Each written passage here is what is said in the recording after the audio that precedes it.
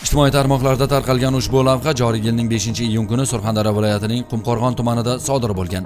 Gap shundaki, shu kuni Jarqo'rg'on tumani Surxon qishloq fuqarolar yig'ini hududida xizmat olib borayotgan yo'l patrul xizmati xodimlari quvib o'tish qoidasini buzib, boshqa transport vositalariga xavf tug'dirib kelgan Lacetti rusumli avtotransport vositasiga to'xtash to'g'risidagi ishora ko'rsatadi.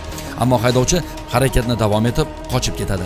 Xodimlar maxsus planshet yordamida avtoulov haqida ma'lumot olganida transport vositasi allaqachon yo'l harakati xavfsizligi boshqarmasi va viloyat majburiy ijro bo'limi tomonidan bir emas 6 marotaba qidiruvga berilganligi aniqlandi.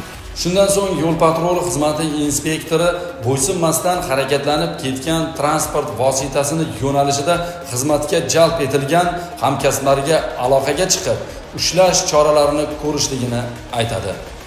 Avtotransport vositasi Qumqo'rg'on tumaniga yetganida nima sababdan yo'l patrul xizmati xodimlari bilan bunday keskin provokatsion holatga borib qoldingiz? Shunda qarzdorligi bor edi. O'sha sabab to'xtalmadim. Joy xodimi to'xtatdi. So'rasiga qaramasdan harakat davom etdi. Nechta yo'l patrul xizmati xodimlariga bo'lsinlar? Bitta joy xodimiga to'xtamay ketdim. U yoqda keyin shu olishdim. Svetofordan qaytib oldim o'zimga.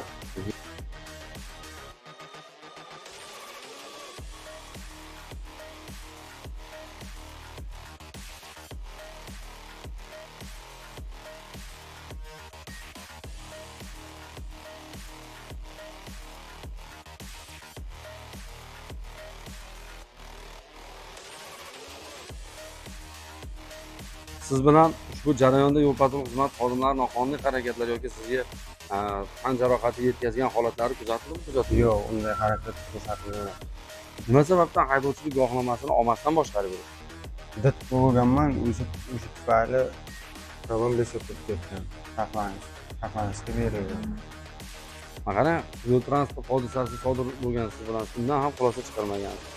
Hamon yo'llarda xavfli harakat qilishni davom ettiryapsiz. O'zim ayrimga aqroman. To'xtamasdan harakat davom etdim. Yashimdan pushayman. Shunga qadar joy xodimiga to'xtamaganman. Lekin baribir bugun ushladim aka. Men ishimdan pushaymanman. Mana endi o'zimga shu jabr bo'ldi. Mashina chekkada qidiruvlar bor, radarlari bor, jarimalar bor. Men ishimdan pushaymanman. Namunali haydovchi bo'lishga va'da beraman.